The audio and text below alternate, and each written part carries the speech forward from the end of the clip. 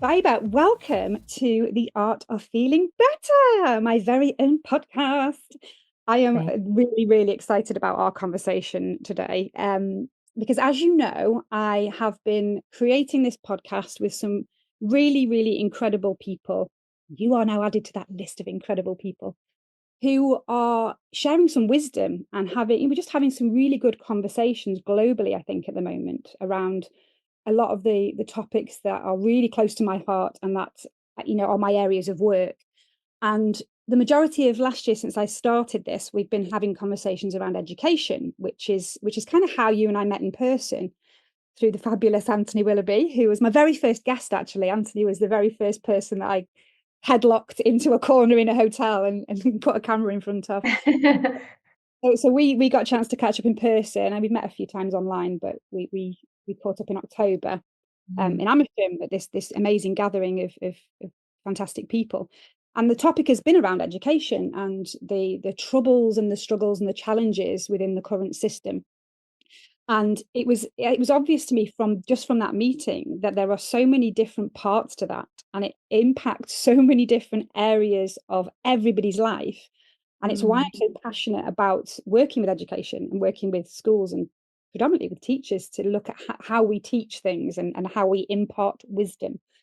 And a lot of those pieces of work, when you dig deep into the roots, it comes back to the stories that we tell ourselves, right? The stories that as we grow into adults, our viewpoints, our values, our internal dialogue, and the way we live our lives. And a lot of that is down to what we learn as young people and mhm. what we learn from our cultures, our families, the media.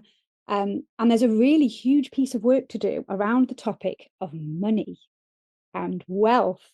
And that's what we've got lots of things that we do want to talk about, and I'm probably going to invite you back for some more conversations. But this particular theme, now we're Mm, moving to the end of 2024 and cruising into 2025, I wanted to shift the topic slightly from mm, education.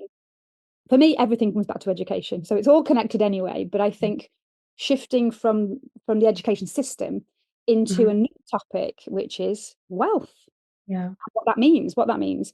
And it means so many different things to so many different people, doesn't it? And that is for me down to that early formative years when we are taught the stories and the meanings behind money. Is everything in Mhm, life around how many zeros you can get in the bank account and how mhm, many more zeros you can have than somebody else? Does wealth mean being able to wake up on a beach under the stars and have the flexibility to move around and not be tied down? Is that what wealth means? And it's subjective, isn't it? It's different to every person. But I think we have this incredibly toxic um, mindset in general around money, yeah. and especially as women. And this is what sparked our conversation around women. And you literally posing questions to me makes me really think, because my biggest block personally always has been my stories, my internal stories around money and wealth and what that means. So I've had a right journey, and I've gone into it in past episodes a little bit, but um, I'm going to keep pinging back to that as context as we kind of talk, because I've got so much that I can relate to kind of the conversation. But I spent many, many years in this mindset of money's really bad, money's evil, money's just a really horrible thing, and we shouldn't want it because of my own shit, my own childhood stuff, which is, stuff that we Yeah. need to work through. It's a distorted perspective from some kind of early trauma. And we impart these stories and then we behave around them, don't we? So I had this awful, awful money mindset for many, many years. And Mm, then I also had this layer on the top as a healer, as a medicine woman in my space around similarly around money. You can't be a good person if you are taking money for that. And if you mm, want to be a healer and help people, that should be, I need to nail myself to my cross and I need to sacrifice everything I am if I want to be a good person and heal others, which is a really toxic mindset. And it's mm, quite the opposite, I've come to learn. And I work with so many people in my community, predominantly women, who have this similar set of stories that I can relate to, and are mm, really passionately defending that space. That if I have more, then other people must have less, and I'm a good person, so that's not okay. I must sacrifice myself so that other people can have. And I bought into that for many, many, many years. And I justified a lot of my behaviors around that story until I had a little bit of a kind of penny drop moment. And I'm steadily working through that now. And I keep, it keeps coming back. So it's a behavior pattern. But once you step out of that space and start to realize that you need to rethink your relationship with money and wealth, especially as a woman, it opens up, doesn't it? Your whole landscape just wide open. You think, whoa, well, this is a different space to what I've ever been in before. So this is Yeah. really what I want to get into the roots of with our conversation today, and your perspective and your experiences with that. So I'm going to ask you, just first of all, just to introduce yourself a little bit about whatever you would like to share about you, your history, your work, your story, what you're passionate about, and what the kind of work that we're kind of starting to do together in terms of this amazing collective of people uh, Mm. around money and mindset and wealth. So I'm going to just hand you the floor for a minute and just talk about whatever you would like to talk about.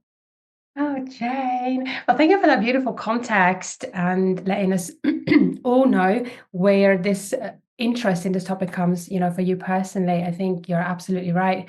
It is a big conversation, and it's a conversation that especially us women need to have more, and we need to have more publicly and in open spaces, because it's easy to have these conversations behind closed doors when we can whisper to each other things about money, and already in those spaces feel intimidated by that conversation. But really stepping out of our comfort zone and having this conversation in open spaces and really holding our ground about it, and I'm sure we're going to go through into all of it. But first and foremost, I want to say thank you for inviting me to this conversation. I know that we already kind of like started this conversation that has sparked us to again come together from a space of closed doors into an open space and say, you know what, let's continue that conversation. None of this is pre-scripted, none of this is rehearsed. There's going to be a live raw conversation, and we're just like, let's continue that, but let's continue that in an open public space, and hopefully that will encourage other of our sisters, and not just our sisters, anybody, to have that conversation openly and publicly. So thank you for that. Thank you for being here with me. In terms of myself, so my name is Baiba. I am originally from Latvia. For those who don't know, Latvia is a post-Soviet country, and I say that, and I often don't introduce myself like that, but I introduce myself like that in this context because that will create context about kind of like the money mindset that I come from, based on how also the nation, the country of Latvia has been formed, because it has got a huge impact on how I have viewed and how I've been conditioned and socialized to look at money, and how many of those cycles I've needed to break over my lifetime. And I'm still absolutely in process. I think we are. It's got an ongoing process. It's a totally ongoing process. And so, yes, I'm originally from Latvia. I have spent all of my professional life in the West, predominantly in the UK, in Scandinavia. I've done some work also, in the US, and in some other places, around the world. But that's kind of like where I've predominantly been basing myself with my work. And my work at different times, there have been, a number of pivots, but I would say, predominantly my work has been within workplace culture, leadership development, and a lot around kind of like change management, team dynamics, that kind of work, diversity and inclusion. I think those topics also make you reckon with yourself in many ways. So as much as you kind of like engage in those topics, and I'm one of those people who doesn't necessarily engage in those topics simply out of a space of intelligence, and I don't necessarily treat my work as an intellectual entertainment, but it is a very experiential experience for me as well. And I find that I can, my journey directly translates in the quality of service that I can provide to my clients and people and communities that I work with. So the more I work with myself, the deeper I take myself, the deeper I'm able to take the communities and people and clients that I work with. So hence I am a forever and forever, teacher and student in one person. And I totally own it and embrace it, and I love it. And funny enough, you mentioned the education space, and education space is something that I am very actively, as you know, moving into, and specifically in Latvia. And that is something that I'm still, processing, because that is something very new and very recent to me. And funny enough, just before our conversation, I was having a conversation with Delton, who's a mutual friend of ours, and we were just catching up. And one of the things that I was saying to her, because this is very, very recent, it only happened, last night during my kind of like evening meditation, and and we share a meditation practice, and so we were reflecting on that, and I was saying to her, that with me making a decision and a choice to move physically and metaphorically speaking to Latvia, and really bring my knowledge, my network, my resources to Latvia to develop the leadership skills, with the teacher community out here, it has really made me reckon with my identity. Yeah. My identity. There are some identity shifts that are happening right now, because as I mentioned, all of my work has been in the West. All my professional life I've spent in the West, and now kind of like coming back to my home country where I haven't lived for nearly 15 years. There, I have changed, and she, as in Latvia, has changed as well. So there is, we are working through our relationship as well right now. So there are some identity shifts that I'm reckoning with right now. I'm reckoning with my current definitions and perceptions of success, of ambition, of aspiration, of wealth, right? Because that looks very different in this part of the world than it did, where I worked for a past, over a decade. So, but what I said to her, I said, the interesting thing is, as I was meditating last night, and as I still had this kind of like doubt in my head, am I making the right decision? Is this the right move? Is this the place where I need to be? How can I financially and status wise and whatever makes sense out of this? How can I justify this to myself? And then what came to me was that money has brought me here, and money in terms of as an entity, as an elusive entity that I work with, as an energetic entity that I work with, that I consult with. And we talked about that last time, about, how I don't treat my business as a baby, because, many are like, oh, how is your baby doing? Are you not afraid of your baby? And I said, well, I've never treated my business like a baby. It's never been my baby. It's a grown ass woman. And I treat it as this entity, and I consult it, and I respect it, and I, work with it. And that's the same relationship that I also am, developing. And that's a relationship that I have with money. And so from that point of view, money as this energetic entity that I work with has brought me here. In terms of how and what that exactly looks like, I don't know, but I need to trust that that is exactly what has brought me here. And actually today I've woken up with much less doubt and more kind of like empowerment to do that work, and really trust that, again, that the right forces have brought me here. So gosh, I've covered a lot of ground there, and maybe I've already kind of like alluded some kind of like little paths that we can take with this conversation.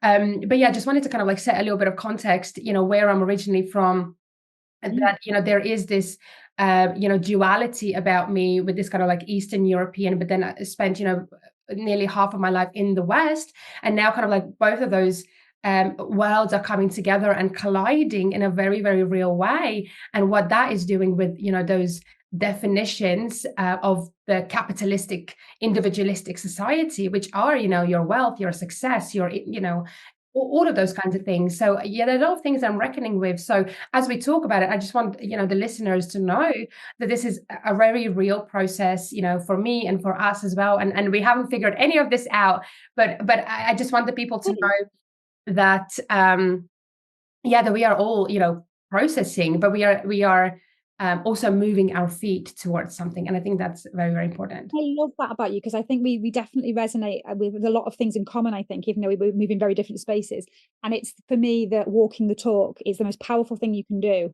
And it kind of separates you from that ego space. And ego is another conversation to have, because ego's great. We just need healthy egos, right?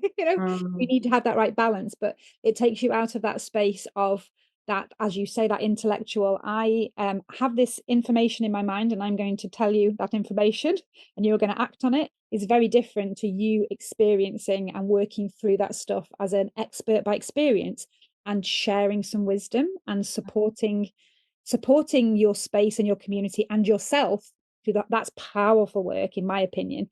And being able to be vulnerable with that when you need to, especially as a leader. You know, you're similar to me. If you're working in spaces where you are coaching and you're looking in these sort of leadership spaces, being able to step into that vulnerability and say, actually, I need to go back and reflect and figure this out. And doing that together is a powerful piece of work. So, and that's tough, right? It's a hard piece of work to do, to move between those spaces.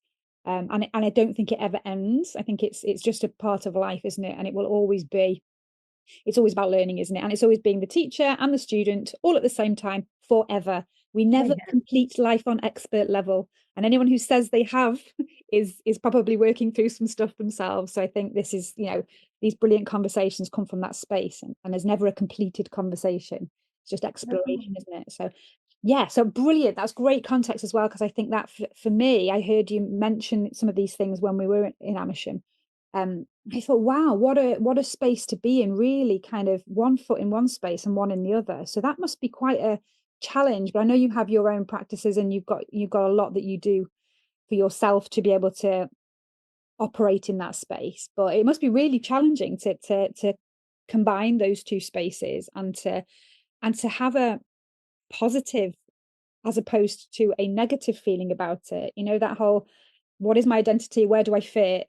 It could go into a very kind of tricky negative space, or you could have that kind of superpower of, I have so much context and so much wisdom, and Mm. I've been able to collect from both spaces, and I can use that as my sort of body of work. How are you Mm. kind of finding that? Are you finding that particularly challenging now that you've What a moved? beautiful question. Gosh, it feels more natural and healthy now, but it hasn't always been that way. Especially when the pandemic hit, and when, as a classic extrovert who was working in an office of 1,500 people, around people constantly, open air, open space, not no, open air, open space office, constantly people and bodies moving around, you're constantly interrupted, you are part of networking events, you're creating and hosting network, so you're always, Energy is always there, isn't it? Right? Yeah. energy is always there. And now you're made go inwards again, physically and kind of like metaphorically speaking. And so that was initially very exciting, because it allowed me space to breathe and think and get excited. But then after a year, after 2 years, you're like, That forced reflection time is like, oh, this is yeah, this is wow. the long reflection time, right? Yeah. But as part of that, I also was in a place where and this is very ironic actually, that I have done an incredible amount of travel during the pandemic when no one else was traveling, when everyone else was indoors. And this is not because I was looking for the resorts that were still open that would take me on, but I was in partnership with someone who was brought into critical infrastructure projects, and they were carrying on regardless of what was happening outside. And so as this weird plus one, like I was going, I was moving along. But it's also interesting that in all of these spaces I was actually not by choice, but by circumstance. It was kind of like blessing in disguise that I was there. So, for instance, one of the projects was in South America, where we lived for a year, and that was during a kind of like late 2021, early 2022, and we know exactly what happened in 2022 when Russia invaded Ukraine, and there were 150 Ukrainian workers there, and it was very difficult for those Scandinavian and local companies to communicate with them from legal point of view, from practical logistical point of view, um, at that moment. Because a lot of the communications were handled through third parties out in Ukraine. That completely went out of the window. And as someone who speaks Russian, I was very quickly brought in to be able to support those people, kind of like feet on the ground. And you can't make it up. It's almost kind of like um, Universe provides, doesn't it? yeah, it's kind of like yeah, you can't make it up, and it kind of happened. But anyway, all that to say, by circumstance, I was actually traveling an immense amount during the pandemic, and to each of these spaces, when you're traveling with your, and for nearly, for whole 4 years, I was traveling, and when people was asking, where do you live, and I used to say, my address is my suitcase right now, very, very literally, because we kind of like, moved out of the UK, and we didn't have, any other base. And it was quite difficult during the pandemic to kind of Yeah, find base because it was a very weird time, right?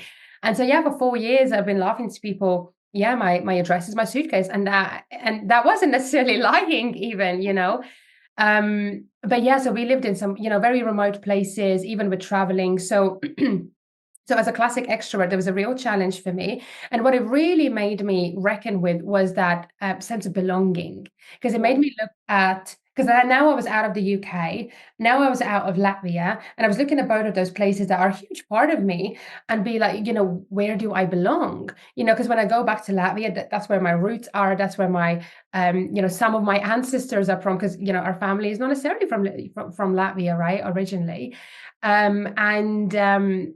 And it's like, yeah, but now going back, I'm not the same person anymore. Not necessarily people there, be it friends or acquaintances, can fully relate to me because I've changed. I'm different. I come with a very, very different mindset. I have cut and disrupted a lot of the cycles that these people still right, live within. right, yeah, Right, that they're still socialized and they haven't kind of like broken out of them. I have done that work, so that dynamic was interesting. So I'm like, yeah, I've got a Latvian passport. I've born there, but when you don't like, there's not like a full sense different of space. belonging. Yeah, Yeah. And some people had the audacity to say that I've got accent in Latin. I was like, but I'm not buying that. That's like absolutely not buying that. No, yeah, exactly. Like you stop it.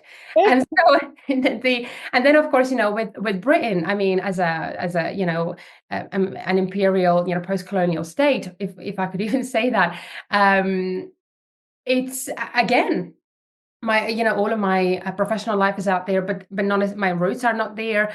I don't necessarily connect fully with their culture, with and other aspects of the nation or the state. And so it's kind of like, yeah, I've got a British passport, but I'm always going to be British. You're never going to be I love that. right. So you're never gonna be, like, fully belong in that space as well. You're always gonna be like, "Well, where are you really from?" "Oh, Eastern Europe."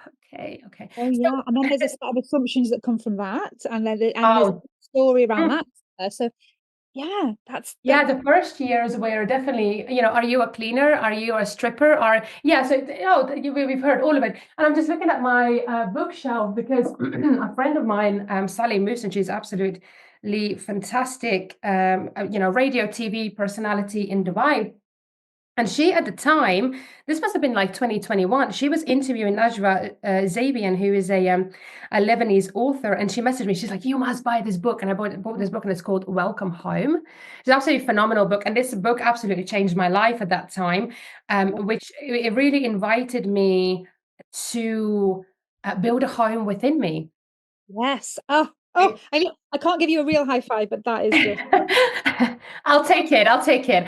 But the so yeah, so it was really interesting because at that time I was still kind of like you to be safe and secure and identify with a place or a space, you have to be physically there. So you have to be attached to some kind of infrastructure, to something, right? Something physical.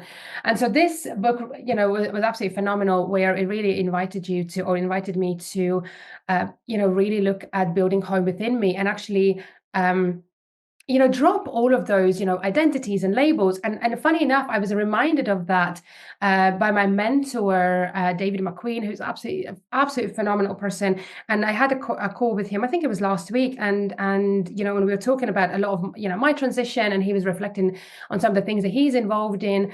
And he gave me, a beautiful reflection that actually I've been pondering on, that it very much kind of like creates almost full circle moment from the time when I read that book for the first time. And he was like, yeah, you just have to focus on what's within you, what's dear within you, your values, and just drop everything that's external, drop the labels, drop, all of the, and I'm completely, rephrasing what he said, but that's why I kind of like took on, and it was lovely to hear that replayed back to me again, after so many years, and kind of be like, yeah, I already know that, and I just need to like have another conversation with me. So to go back to your question, it hasn't always been easy. It's been a process. It still is a process.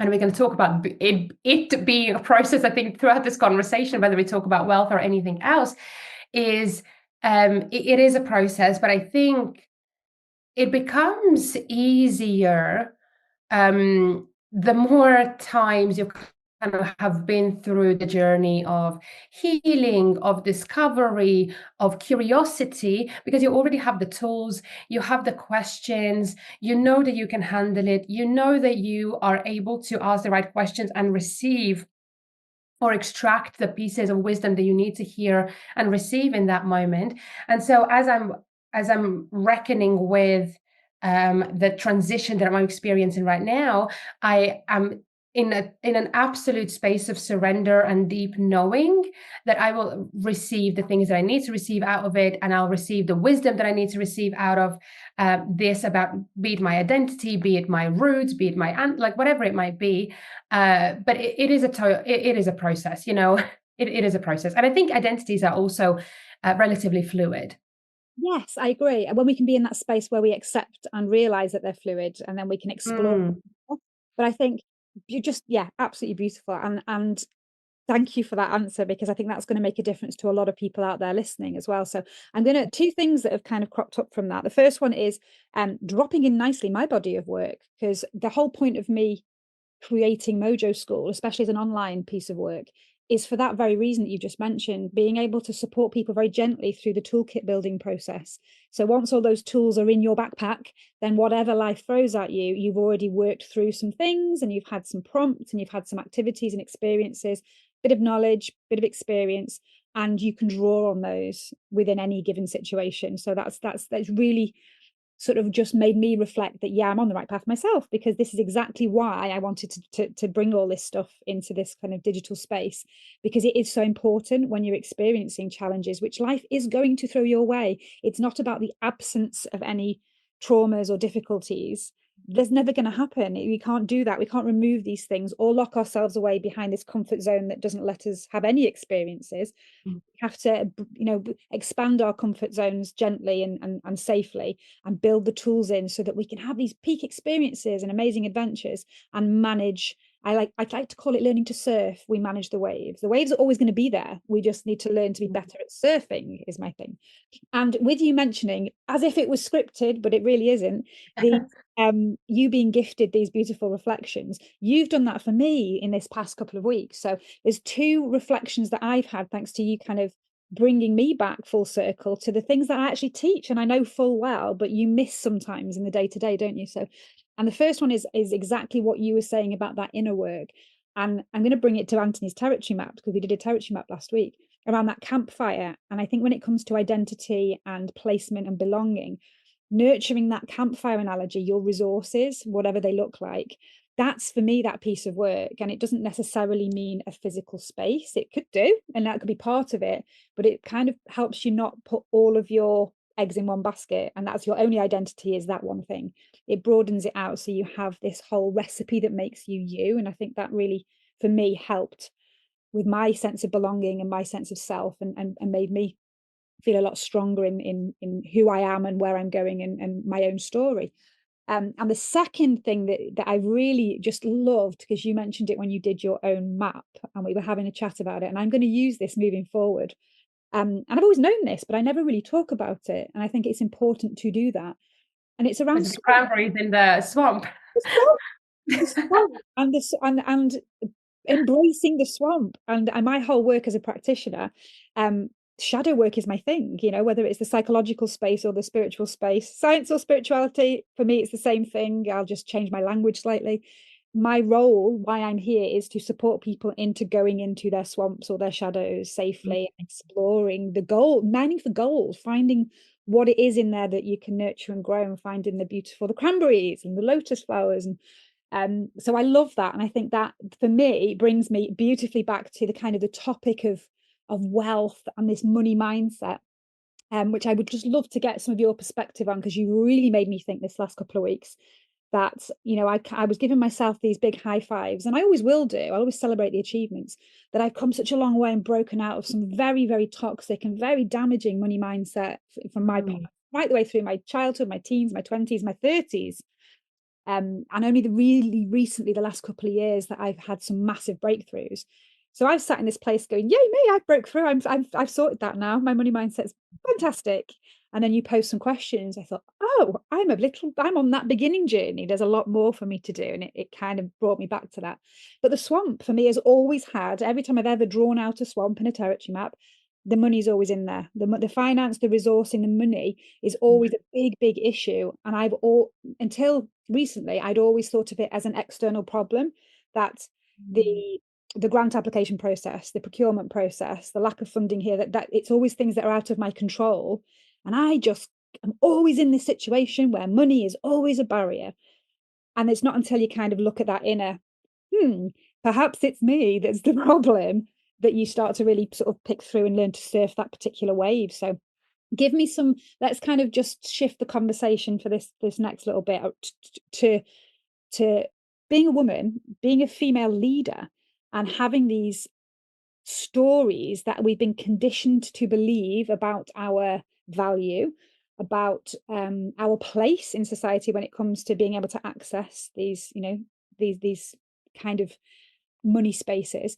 And I don't know whether you've come across Tori Dunlap before. If you haven't, I'm going to send you something over, and I'll pop something in the link, because that was the first kind of breaking point for me. Financial feminist. She's great, and she has a program called Her First 100K, and she does lots of podcast stuff, lots and lots of wisdom around where some of these beliefs have come from societally, historically, and how we can start thinking a little bit differently and moving into these spaces. So I'll certainly pop some links up for there.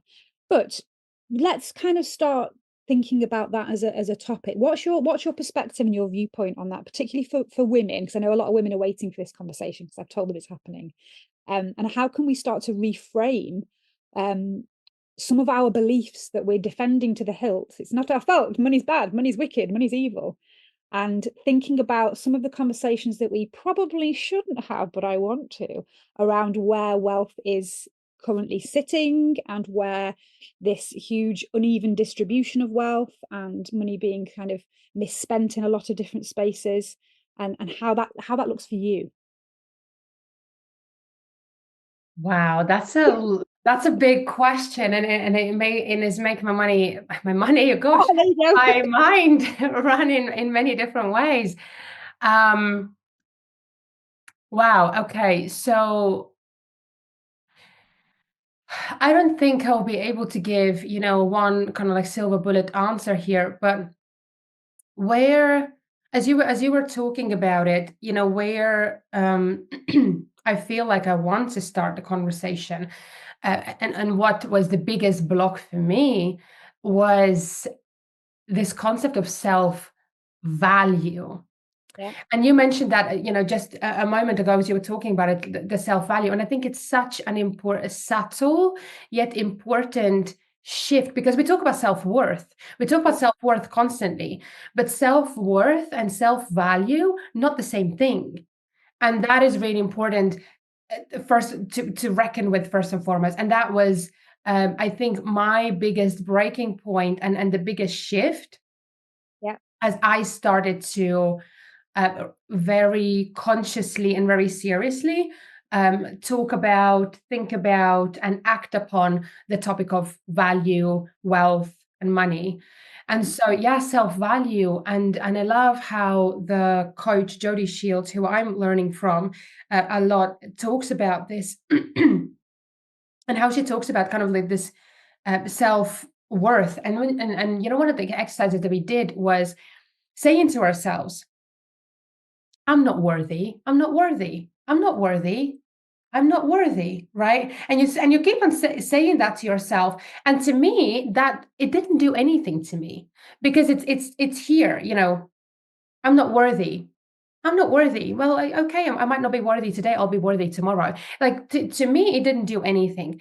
But when I tried to say, I'm not valuable, I'm not Mm, valuable. I'm not value. Even saying that, it gives me absolutely, like, yeah, literally, like, gives shivers, like, just, down my spine, because that hits on a very core level. That yeah, hits you on a core level because you might say, I'm not worthy of something. That's a block. That's a, that's a mindset pattern. That's a block. That's a condition. But that kind of like lives kind of like yeah, here, yeah, right? But when you try to say, I'm not valuable, oh, that hits you on a very like much deeper root level. And yeah, and I couldn't say it. I couldn't say it, but I realized that there is work for me to do around self-value same for to, me. to improve it, but I couldn't sell, but I couldn't say it out loud. I couldn't um, convince myself that I'm not valuable. And that was a very beautiful place where to start to really work with this. I'm value. And the moment you start building that foundation, and I think this is absolutely fundamental, um, that's where we can start having a conversation about wealth. Abundance was a big one for me as well, and I never realized it. Abundance was a huge one for me, and that was a big one for me to unblock and really start feeling abundance. Um, because again, I needed to work through that value piece. So that's kind of where I would begin that conversation as an absolute. That was the first step for me, and that's why perhaps I'm saying that's where we should begin the conversation. I think that is, I think you're spot on. I think that's the root. And I think a lot of people will also resonate with that. And I've battled with this and I still battle all the time with it. And it took me a while to understand that difference, that subtle difference. And I'm trying now, we've just done a project out in the woods, an enterprise project with a group of amazing women, every single one, horrifically low self-worth, self-value, so the whole shebang. But it's trying to unpick all of those things. And we've had some really powerful conversations about it. And me sharing, I'm not on my journey and this is my experience. Mm. And for me, it took me a long time, and I don't know whether it's similar for you, being an extrovert, being self-confident. I'm happy in my own skin. My self-worth was actually okay. I know I'm good at what I do. I don't have any kind of, I thought I'd worked through a lot of that stuff, and I was particularly in a good place where I I know my space. I know what I want to do. I know who I am. I know where I am. I feel very confident. I speak on stages. I'm good at what I do. I know I'm good at what I do. I've unblocked everything, surely, but it was putting a value to that in monetary terms was the Yeah. big, big thing. And that's sometimes I think quite difficult to understand because you assume if you have that kind of persona of being super confident that it comes with it. But I think it's Mm. oh, Oh, I love that you talk about confidence because again, this topic has been so so topical and acute for me this year as well. Where so I took a sabbatical last year, and a lot of people are like, "You took a sabbatical from your business?" Yes, I did. Yes, I did. For a record, yes, I did. No shame around it. I needed perspective. I needed space. I needed pivot. I needed to go through a transformation to be better for whatever the next step is. So yeah, yes, I did that. And funny enough, I went. This is just kind of like a side note because we talked about cranberries in the swamp. During my sabbatical, I spent maybe about 3 months in the woodlands in the mid of kind of like north of Finland, literally in the woods. I went completely inwards and detached yeah. myself from society and the grid and everything. And I just spent 3 months in the forest picking berries, including cranberries. I've spent a lot of time in a swamp picking Picking cranberries. cranberries. You are the expert by experience then in that Oh, space. expert by expert. Hence, I'm not afraid of swamps. Swamps are beautiful places. I've spent a lot of time in there, physically and metaphorically speaking. Um, Oh, but anyway, that's just a side note because we were talking about cranberries earlier. But so what the sabbatical did for me was absolutely phenomenal. At the same time, there were some unintended consequences of that sabbatical that I could never have thought that would come up. And one of those things was that it really put a big dent into my self-esteem. And mm. this was an interesting one as well because when I said it out loud to people, they're like, no way, like you're so confident. It's like, yes, I am. I'm confident and I lack self-esteem. Not the same thing. Coexist, and it often coexists for sure. We Right. talk about that. It's another conversation that we have to have because it's so common, I think. It's so common. And people need to understand the differences between these things. Right. Confidence, self-esteem, self-worth, valuing oneself. They're all Yeah. connected, but they're all very different pieces. And my work in doing shadow work, the roots that need to be pulled up could be in any one of these spaces, and Mhm. explore them all to see what in your body, when you start to explore, the one that's the big root that needs pulling up will hit you in the feels, like you just said. You'll Yeah. go, oh, I don't like that at all. Mhm. Move into that swamp, baby, because that's where we pull out the cranberries. That's why we find cranberries. And so so that's about kind of like self-confidence as well. I think yeah, we mix these terms, we kind of like put these terms in one bucket, yet they're not the same thing. And so yeah, for me it was another thing that I've kind of like been like, oh, that's interesting. So I'm really um I'm working on my self-esteem now, coming out of my sabbatical. So that was interesting. But going back to value as well, what you said, beautifully, um because when we talk about money, when we talk about finances, when we talk about our business, we constantly talk about value. So what's the value of your services? What's the value of your business? What's the value of the work that you do, right? So we're talking about value in kind of in kind of like an impact sense, verbal sense almost, vision sense, and then we also talk about it in financial and monetary sense.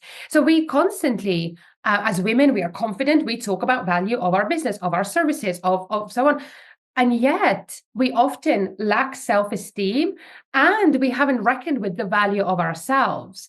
And so we are sitting here like, oh, the work that I'm doing is like so amazing. It creates amazing impact. Why are all of these companies going and paying these people who are not doing half of what I'm doing? My business is amazing. And yet I can't get, half the money that I am asking for. And we are obviously, afraid of asking what we are worth or what's the real value of it, because what's our value of ourselves, and they are so connected. So again, what we talked about, we are in relationship with everything. We are in a relationship with our business, we are in a relationship with our finances and money, we are in relationship with our debt, we are in relationship with time. And so if any of these doesn't feel good, we really need to do an audit and audit our relationship with that aspect of us. And so here is a relationship with money, around value. So I'm asking for value. People are not paying me what I consider to be the value of it. So clearly they're not valuing me. Hey, Am I valuing me? So that and it's a very tough and uncomfortable thing to reckon with, but it's so liberating when we do.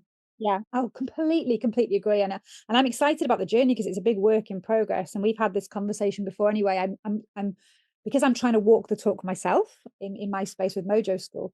I'm excited to lean into that a bit more, and every time I get an uncomfortable feeling or conversation or experience, I'm like, oh, ooh, cranberries.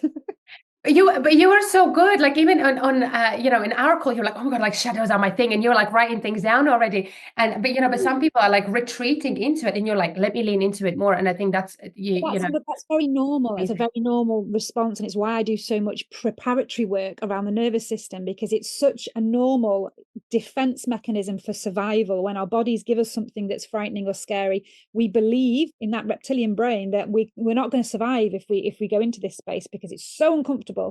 But it's just our patterns. It's just something that was locked in at a certain point, or layers of things locked in at the Yeah. time that were meant to protect us. And we just create these parameters around them that keep us locked into that old space. So when we learn that and we learn how to regulate and we have some tools to manage our nervous systems, we can flip that slightly, stop the switch from flicking, and just have enough of an uncomfortable sensation to make your light bulb come on and go, yes, an uncomfortable sensation. I'm ready to grow. I have this growth opportunity. But that's a work, it's a practice, and that's the whole point of me trying to support people through that, to build that toolkit, because it doesn't come naturally. Quite the opposite. We repress, we deflect, we will just scroll on our social media, or we'll go shopping, or we'll use sex or substances or alcohol or work or anything else we can to avoid moving into that space of feeling uncomfortable.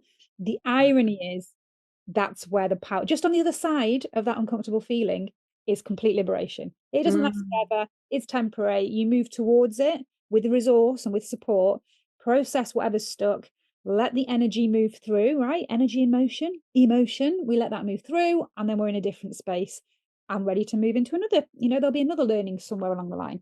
Such Mhm. vital, vital work. And I hope by these conversations alone, some people might think, there's a new thought for me. Maybe I can try that, or maybe, I can start to explore that concept further. Because if we don't have these conversations, nobody's ever going to know where that beauty lies and where that power lies. So I really want to keep having these conversations with people like yourself who are just bring so much rich wisdom to the table, and we can just start the conversations, because people are often afraid of even starting a conversation, especially around difficult subjects, because don't know where that's going to lead, and it doesn't matter. It doesn't matter, because then you just have other conversations, and there's always going to be some good to come out of these spaces. And there's one thing that I want to touch on, and you may not want to touch on it, which is absolutely fine, but I'm going to just put it out there as a topic to move forward into next year, because I'm a community disruptor. It's kind of my vibe and it's what I do. So I really want to have this topic on the table as much as possible around um, corporate spaces and around some of the conversations I've had with many, many people around this massive imbalance of power, imbalance of wealth, imbalance of resource, where on the front line in all my spaces, we're having these conversations around the cost of living crisis. As you know, I work a lot with homeless community, food banks, poverty, suicide, all kinds of awful, nasty, traumatic spaces. And the vibe, the energy, the conversations and the stories in that space are, there is just no money. There is no money anywhere. We are Mm. just surviving at the moment in a society that has nothing, a cost of living crisis. We all need to, as a community, help each other, which absolutely we do, because that's the only way. Because Mm. the grants are harder to get hold of. No one can get access to grants from charities. Local authorities don't have any money because they're all in a deficit. Government is in deficit. There's no money. Therefore, we all have to sit in a space of struggle, of lack, of poverty, and that's just the way it is. And that's where I've sat for a long time thinking, well, it's okay. It is what it is. Let's smile through it anyway, and let's just build our communities, and we can do it anyway. I've always had quite a positive viewpoint of that anyway. But I've Mm. bought into that belief that, okay, that's the way it is. We need to build resilience. There is no money. But the last 2 years of conversations where I've been moving in different spaces, I've kind of flipped back again to, that's incorrect. There is money, there is resource, there's money, there's wealth, there's enough food for everybody, there's enough money for everybody, there's enough everywhere. It's just not in the right places. Mm. I think that there's a conversation for us as human beings that we need to start to open up and explore around that topic, and what can we do about it, and how does it look, and what's actually happening. But I think there's also, and this is the only reason I'm bringing it up to ask you, there's also a conversation again as women around this. And I just wanted your perspective on that uneven distribution of power and wealth and resources, and how you feel we as women sit in that space and play into that space. And I'm keen as we move into next year to explore how we can move out of that space. And again, Financial Feminist is very good at articulating that, and giving tools towards that. But what, just for the next 5 minutes, because we're going to wrap it up pretty soon, but what's your thought process on that? I'm trying to articulate it the right way to ask a solid question. But how some of our money mindsets as women in terms of lack and value, how do you think we've got into this space when it comes to the differences between patriarchy, matriarchy, the kind of oppressive female space in terms of physical money and wealth? How do you think that space looks, and Mhm. where are we sitting now? Because I think we're moving through it. We're starting to realize and moving into these spaces of leadership, and lots of women are coming up into their space and their power, and accessing that kind of resource. Any thoughts around that? Oh, wow. Okay. So the first thing that kind of like comes to me as I am feeling into the question is I think there are two predominant ways of how we as women move into the space of money or wealth. Let's call it that, spaces of leadership, whatever. One is through hustling, the hustle culture, Yes. through, I wore that I hat. mean, hello, like we've all been there. And It's once we've gone harder. through it, we are like, not how I want to be leading my life, right? Not my energy. And so this is the thing, right? So one is through hustle, where we replicate what we see creates money value, or rather replicate what we see achieves access to those resources. Harder, work harder, work harder. But so it's a very masculine, alpha, Right. cutthroat energy. And so Yeah. we step into it. So that's kind of like one predominant part of how we get there. The other part, I would say, is through liberation, meaning that, we invest in, so we are like, actually, we don't want to be in those corporate spaces. And if you're not in corporate spaces, but in education spaces, in not for profits, it's very easy to be in exactly what you talked about. It is what it is. There are no grants. Yeah. Everything's taken. Everyone, like all of these public sector, councils and whatnot, are, on the brink of bankruptcy. There just isn't any money. So let's just, work on, good looks and good smiles, like whatever, right? Yeah. And just hope that one day, like we will be rewarded in some way. And that gets you into hustle. It gets you into hustle without any It gets financial you into reward. hustle, Weeks, right? 4 weeks without even any money, which is even worse. That's exactly it, right? And so, but I think what the moment when we, as women especially, do the work around, working through those blocks, those beliefs, how we've been socialized, how we've been conditioned for generations and generations and generations and generations, that we get access to resources through our own internal liberation. And we end up in spaces of historically no money, Mhm. Yeah. and we get access to money, right? So that's kind of like the first place where kind of like my mind goes to. And so what I want to say with that is, so before I actually say that, the other thing, what I've actually been thinking about over the course of this week, because I joined a session with Jody Shields, who I said, is, I see her as my business and financial mentor, I would say. She, and the conversation wasn't supposed to go there, but she talked out loud, and it's interesting how actually, as we are talking about it now, it comes back to me. And where she talked about, spaces of deep trauma. So that's your suicides, that's your addicts, drug addicts, alcoholism, all of these like very deeply dark Mm. spaces where people numb themselves, and they're constantly on, playing with a very thin line between life and death. Yeah. Yeah. In this frequency, living energy doesn't live in that frequency, and money is a living energy.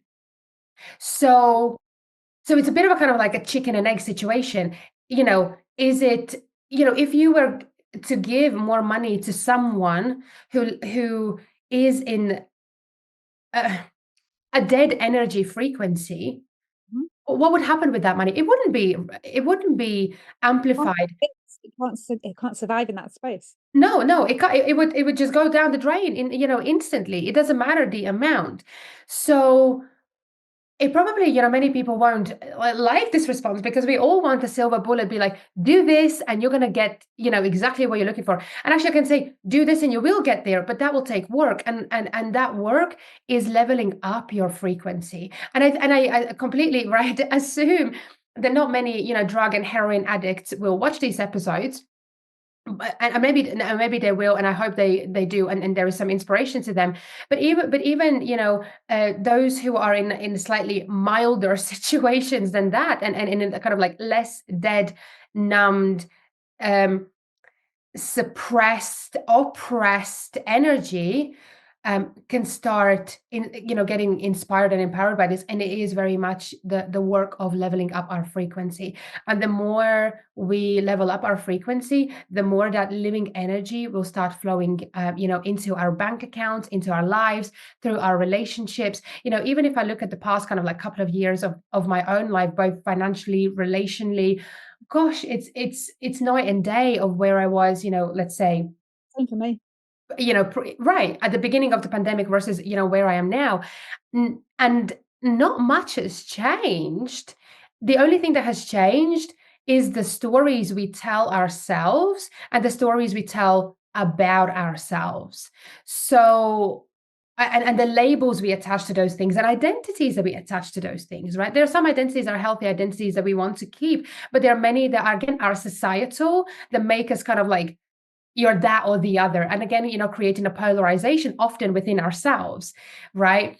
So yeah, I will leave, and I'll answer, sorry, that question with a very elusive answer and say it is about leveling up our vibration and our frequency, and then and kind of like lifting ourselves up in a very nurtured, energized, flowing, for women, wet space, soft Yeah. space, where these things can come in, where we can create, because we are the creators, right? Where we can create, where we can nurture, where we can grow, where we can birth these amazing things. But birthing is creating something alive, and it comes from a live energy. But if we are completely numbed and kind of like, yeah, kind of like between life and death, money that is alive, very vibrant, very dynamic, and it just doesn't live in those spaces. So yes, it is the system. It has done a lot to keep us in that space. The capitalism, the patriarchy, all the isms that come with that, absolutely keeps it there. And we can't expect that system will come to us and be like, okay, let me help you liberate you. It ain't gonna happen. It ain't gonna happen, right? We can't expect our perpetrator, whether it's another human being or a system, to come and liberate us and apologize for it. They ain't gonna happen. We'll wait all our lives, and we'll wait for another 10 generations. That's up for its own ends. Why on earth it doesn't want to change? I am so glad you. I mean, I feel like we've scripted this, but we haven't. I'm so glad that you've moved into that space to answer that question, because for me, that everything is energy. It is, that's what I do. And the system, the patriarchy, all of that, it's energetic frequencies, all of it. And Right. I mean, even taking out the kind of whole gender debate, because for me, energy is energy and human beings are human beings. However, we do have this polarizing divine feminine, divine masculine energy, and we've been so out of whack for so long. We're trying to build that balance back now. And our role in that feminine, divine feminine, female energy is to bring that up so that we can get some balance. It's not about flipping over the line into a matriarchy either, because that's just as toxic. It's just bringing our power out. And we have to do that with the power of creation and our specific way of doing that softly, as you say, and as women, not trying to do it the way that we see people in power doing it, because that's not work. It's not great. We have to do it in the way that our ancestors and the medicine women knew how to do it and were oppressed from doing it when this happened. We need to use that and help power ourselves back up to get some balance to support the whole. And I think, I don't know whether you've read, there's a book by Dr. David Hawkins called Power versus Force. Brilliant book. If you haven't read it, I'll send you the link. I love it. I'm going to reread it again for the 8th time. And there's a chart in there, and it's around frequencies of emotions. And it really helps me to articulate exactly what you've just said. And there's an actual number, numeric frequency in hertz of emotions and how they vibrate, and apathy at the very bottom, and then moving up towards fear and moving up towards anxiety, and moving, even anger is better, because there's some action attached to anger. It's one step away from courage. And it shows this kind of vibrational frequency of moving up. And that kind of brings me to exactly what you just said. We do need to think about this, and we need to have spaces where we can support one another to level up our frequency. And that is exactly how manifestation works. It's not a magic woo-woo thing. It literally is increasing or raising your vibration, changing your mindset and acting towards that, and then it sort of magnetizes what you're looking for. But if the mindset's not in the right place, you can have as many vision boards as you like, you can use the word manifestation, and you will constantly wonder why you're in this loop and pinging back into this circle. So the last thing I'll mention, and I'm not going to ask a question with it because I've got 3 very specific questions to ask you in a second, but I just wanted to touch on the space, because I know a lot of people that are listening potentially in a coaching space or in a therapeutic space. A lot of my audience are. With what you've just said, Baiba, and what I've just said in mind, we cannot try and provide a magic bullet, a silver bullet. We cannot try and fix these problems, because then we perpetuate and we feed into this toxic space where people stay in that low vibrational space of wanting to be fixed. And we have these horrible codependent relationships where the fixers who are stuck in their trauma drive, the therapist, the psychiatrist, the psychologist, are all in this space of wanting to be validated and valued through their ability to fix something or someone. It's childhood trauma wounding coming up to play. And then the people who are still vibing low are stuck in this victim space of, well, I just need someone to fix everything. And if there's a problem, that person will give me a silver bullet to fix it. And they're never gifted the opportunity to move into that healing space where they can transform. So even if you feel like you're fixing and you're doing a great thing, actually, we're kind of part of the problem. I've spent many years in that space being part of the problem I'm actually trying to fix. So there's no way out. We all have to be accountable and responsible for our own inner work. We have to do it. We've got to do the inner bit, and the rest will flow. And it impacts not just you, but everybody around you, and the space around you, and the energy around you. So, yeah, that for me, that's the fundamental message: is it has to come from the inside. Yeah. So Can I say yeah, just of course, one thing? of course. Because this is so important. I just literally just want to piggyback on what you said, just to solidify what you just said. It absolutely is our responsibility. Like us, we are our responsibility. You know, that inner child that didn't have the adult um that it needed when it got traumatized, or that, you know, when it was wounded or hurt. We are that adult now, and we need to take care of ourselves, because it's so easy to say, oh, you know, my family, my father was drinking and it was, you know, violent, and then my mother left us, and then, you know, I grew up in a space with no money, you know, council estate, and I grew up in a state that was violent and oppressive and, you know, occupied, you know, potentially, and whatnot. And that's a space, you know, kind of like, you know, where I come from in many ways. But and yeah, and it's an education system was, you know, flawed and whatnot. And it's so easy to be like, and that, and I'm the product of all of, you know, and I am. But now I am my problem. I am my responsibility to stop blaming everything and everyone, and start taking care of myself, and start taking accountability and responsibility. What I say, how I show up, what's the, you know, value that I add. Because, you know, there's so many people still, you know, full on grown adults who are leading some of the world's most valuable companies, the biggest brands, who are there, who are blaming everything and everyone, and a lot of their work comes from a space of hurt. And that's why we are, you know, in these spaces that just don't, you know, yeah, there's a lot of money, but they just don't feel good. The energy is so thick and dark that you need a chainsaw to get through it, right? And so yeah, we are our job, we are our life's work, we are our responsibility. And if anything you take out of, you know, this conversation, I think it is that.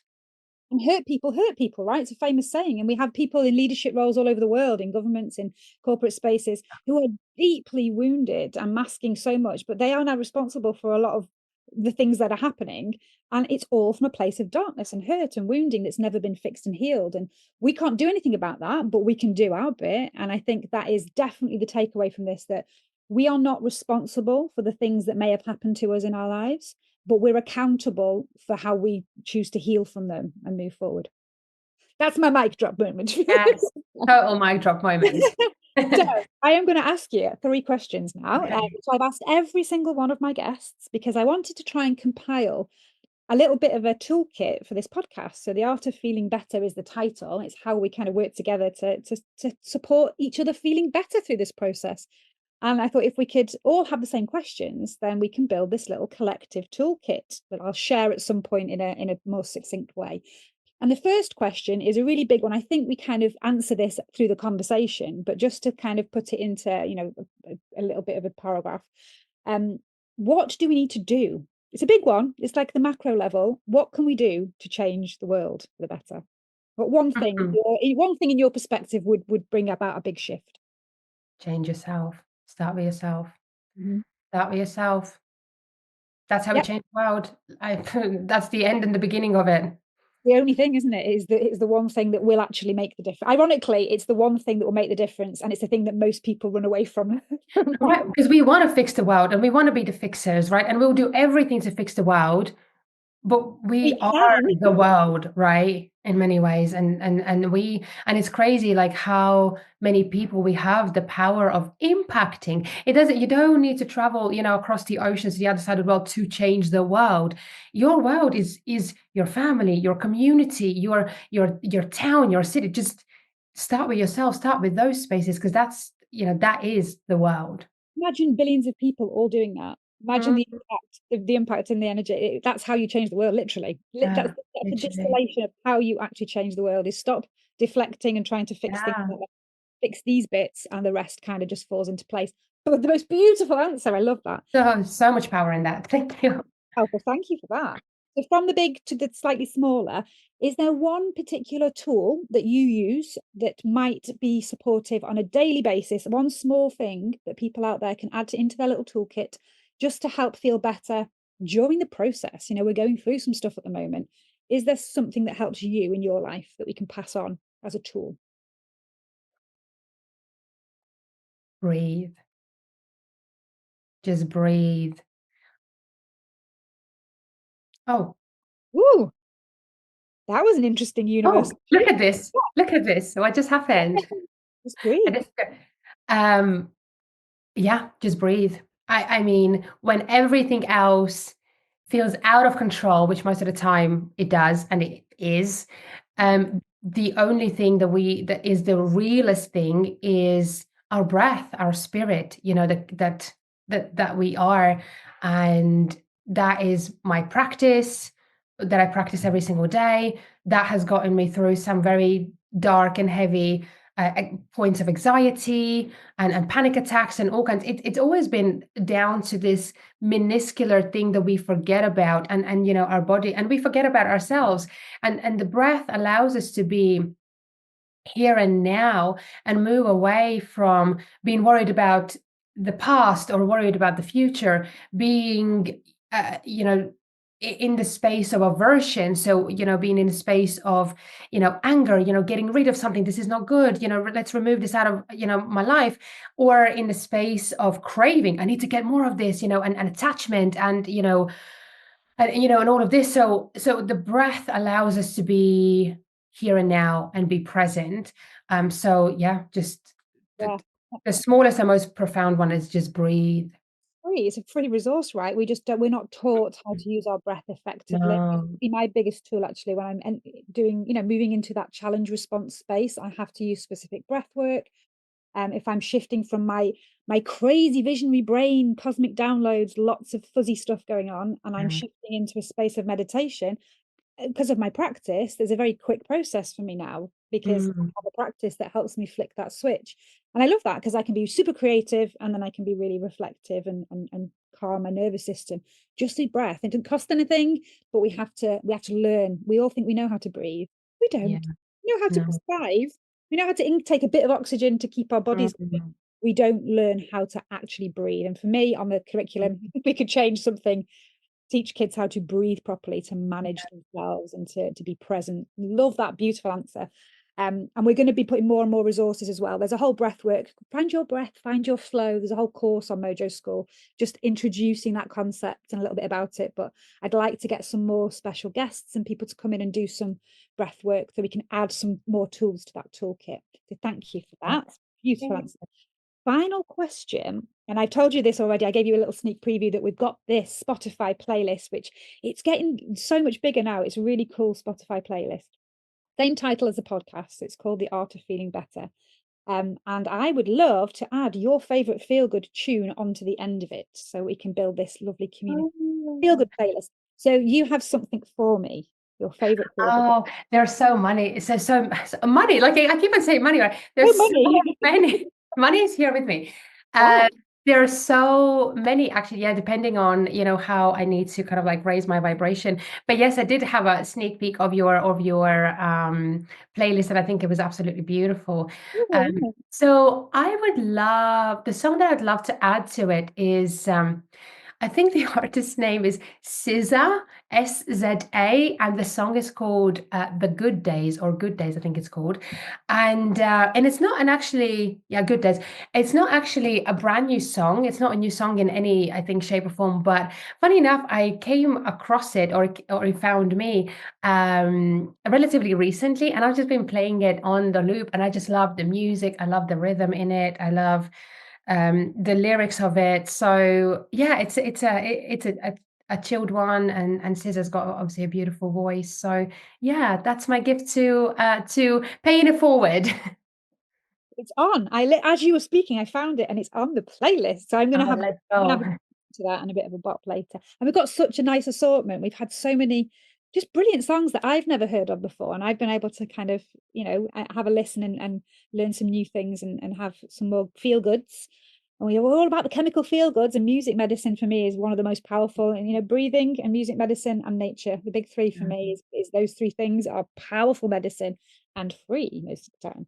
So Yeah. yeah, I think it's a lovely playlist. And as you know now, when my workshops and when I'm doing mapping, I'm using songs that people have chosen and things that relate to the metaphors, and that kind of helps the process as well. So yeah, I think it's a nice little resource, so everybody can have a little listen to that. So, David, thank you so much. That has been such a rich and brilliant conversation. And I know that there's so many more things to speak about across these topics. We really just scratched the surface, but we've opened the floor and opened the space for that, I think, now. And it will take me into a new direction in the new year around this topic of wealth. And I would love to carry on at some point. And if you fancy coming back, and we'll pick something else Oh, to I would look at, love to. or we'll go dive deeper. And then maybe if anybody wanted to comment, if there's any suggestions, feel free to pop them in the comments, and we'll carry on the conversation. Let us know what you Love want. that. I'd be honored to. And yeah, and if there's anyone who wants to comment, like the certain things that you'd like to see us go into more detail, I'd love to come back. Because as you said, we've just, this has been just introduction, this whole call. I think we've shared some amazing, tools and we talked over some practices. Oh gosh, there's so many directions that we can go with this topic. And I think it's such an important topic to talk about now at the end of 2024, as we go into 2025 and beyond. So yeah, I'd love to keep on having this conversation. Well, I think we need some guidance, so we need some comments. Whatever platform you're viewing this on, we could do with some comments to guide us towards which bit comes next. So let us know what you want to hear more of, and I will pop some links in the bio and in the description for some of the things that we've spoken about. And yeah, and I just wanted to wish everybody a lovely holiday season and a nice little break if you're able to take a break, and just send you lots of love, Baiba, and thank you so much for being part of this conversation, because I think the more we can do this, and the more people we can get in the room and just have these honest, authentic explorations, Mm. yeah, the more we can raise your vibe attracts your tribe, right? So the more we can raise that vibe by speaking and talking in these ways. So thank you. And so every single year I select an anchor word for myself, and I've already selected this anchor word for 2025, like back in October, and the word is audacity. So that's my word for 2025. And I think it takes a lot of courage and audacity to talk about these things, money and wealth, considering how much of a taboo topic it is especially among the communities, women, people of color, like Yeah. disabled people, like, everyone apart from certain demographics. I was going to name and shame them. We all know what certain we all know. I've talked about Right. it. And so I would love to come back with in this energy of audacity to have even bolder conversations around these taboo topics that should never be taboo. Let's do it. Let's have some taboo conversations. I love Let's it. I have love some taboo it. conversations. Thank you so much. Thank you so much. Thank Bye. you. Thank you, everybody. Thanks, Jane, for inviting me. I love this conversation. And you asked some phenomenal questions. Let me just say that. Thank you. And they just, I mean, I hope so, because they just kind of come out. So I'm glad they resonate. Oh, I loved having this conversation because not enough people, not enough, I think, not enough podcast hosts ask these very meaningful, deep questions. And yeah, it will be interesting even for me to go back and re-listen to it, because I think, because I talked a lot kind of like in the moment, and I'll go back and listen to my own wisdom, whatever was channeled through me in that moment. I always do that with these conversations, and I always pick out extra bits and think, oh my gosh, I didn't even realize that was. Right. And it's great. That's why I'd rather have non-scripted conversations and real, Yeah. authentic, proper ones. So thank you so much. Thank you.